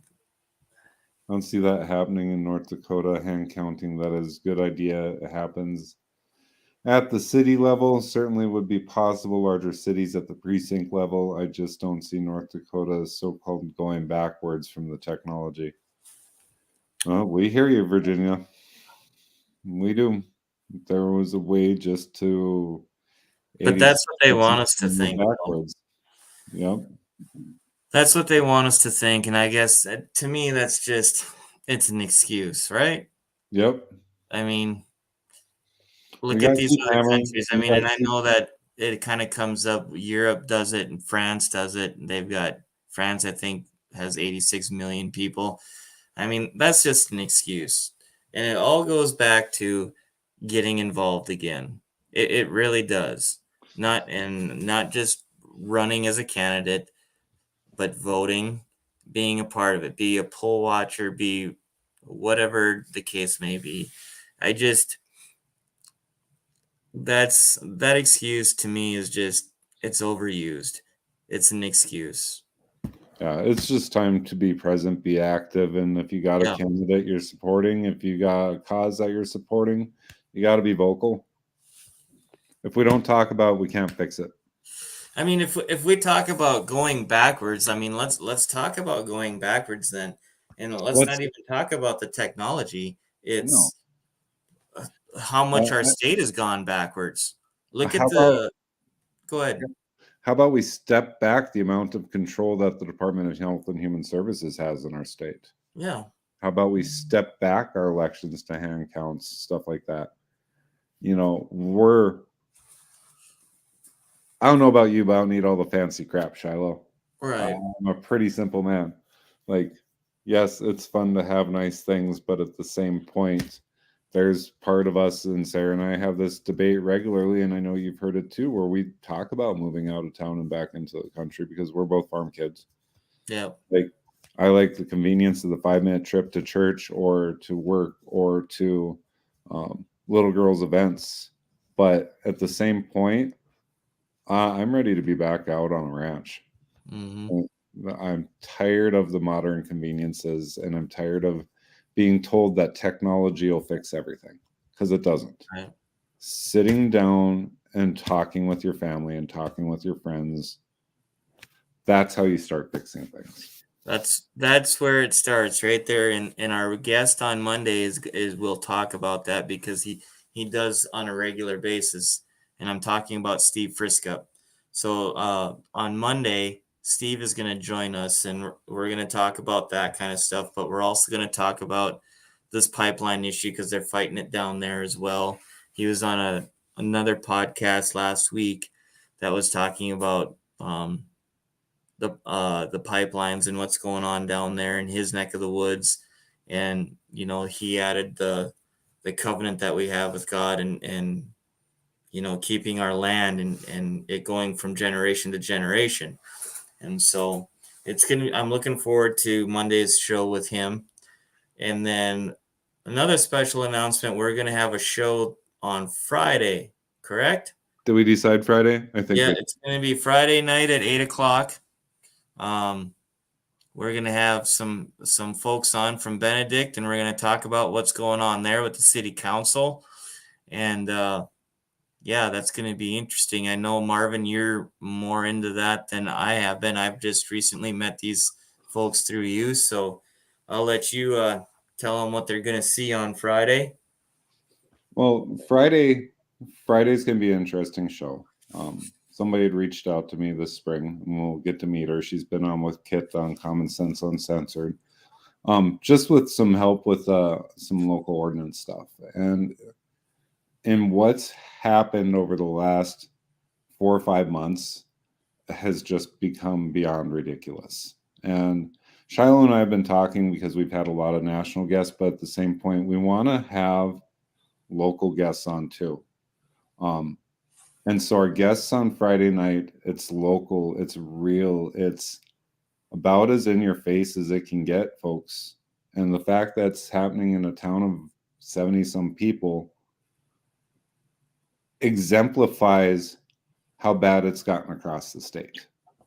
And it should be a really good conversation. Because, yeah, from what it originally started as, what the ordinance originally started as, is spiraled so far out of control, we are descending into madness. And I'm going to I talked with Shiloh and I've talked with them, and we just want to give them the floor to tell their story, because it's not just affecting them, it's affecting their kids, it's affecting their community. It's bad. When you're afraid to leave your house, and leave your kids at home, and they're older, don't get me wrong, they're older, in a town in rural North Dakota, a town of 76 people, and you're afraid to leave your home, there is something truly wrong. Period. Yeah. So moving forward, there may be occasionally where we're having a couple shows a week, but that's because there's so much going on, and we want to have local voices. We want to hear your stories. We want to have you on the show. We want to help you where we can. So yes, very much so.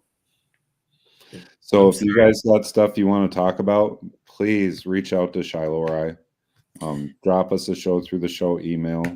Yeah. You can find that at our website. Sorry, Marvin. No, you're fine. And we can't fix it if we don't talk about it. Yep. So. And the other thing that we're going to have on here soon is Josh Gallion. He's been on before, and we're going to talk about some stuff with him as well. So we're going to work on getting him back on the show, and we'll go from there. It'll be fun. Yeah. Even if it's just a checkup on what he's got going on, because Josh is always fun to talk to. Yeah, definitely. So there's a lot of things going on in the state as we get closer, and it's not just the election, folks. I mean, we've got a lot of things to hash out and to figure out here, and right in North Dakota. I think this pipeline thing is going to explode again. And people got to remember that the bill that Becker got passed had a sunset clause in it for a lot of the vaccination stuff, and our legislative assembly didn't pick that up or do anything with it this last session. They ignored it completely. So we hopefully won't have to deal with 2020 all over again, but it doesn't mean we're going to shy away from having the conversation. So right. And one last thing that I'd like to mention is the property tax petition. Yep. So I think people... we have the age limit, we have the property tax, and did I see they resubmitted the election petition today too? They did. Yes, they did. And there's going to be more information on that coming as well. But the reason I'm mentioning the property tax petition is because I know there was a lot of folks on the fence about that, and they want to know how we're gonna fund schools. I mean, I hear that all the time, especially around here. I mean, the big thing is how we're going to fund schools without property tax. But then people started getting their notices on their property tax, and I know in my area anyway, there's a lot of people changing their tune, which is a good thing. I saw one this weekend, Portland, North Dakota, going up a 49% on their property taxes. Yeah. 49%, folks. Can you imagine that in Portland, North Dakota? Not Portland, Oregon, Portland, North Dakota. Yep. And I think, I still stand by the thing of, take all the financial stuff out of it, how we're going to fund this or that without property tax. My main thing is you don't actually own your land or your house or whatever the case may be. Well, how can I say that?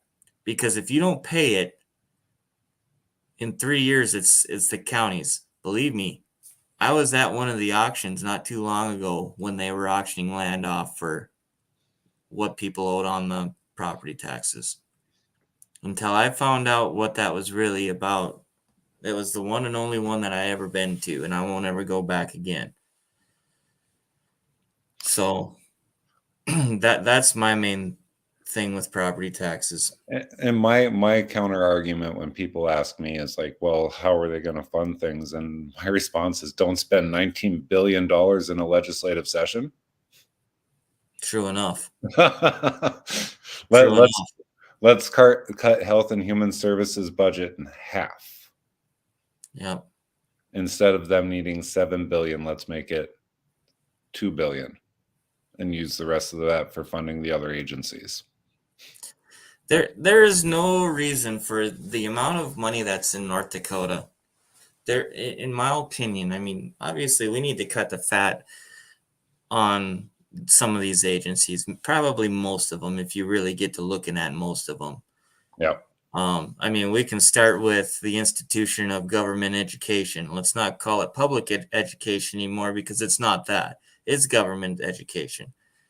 Let's start there and give the power back to the parents and the school boards the way it's supposed to be. I mean, so we could start there and just make your way through. So, of course, we can have another 3-hour show on all of that, but yeah, we'll just keep right on rolling here, Shiloh. Right. So, but yeah, join us Friday night. Then join us again on Monday, and we'll kind of see how things go here. I know I need to sneak upstairs and get a little convince my little girl it's time to go to bed. Yeah, I know how that is. So I just wanted to show this here from Virginia. Yeah, I saw that pop up there. Yeah. So, all right, folks, you have a good evening. We will see you Friday night. Y'all have a good one.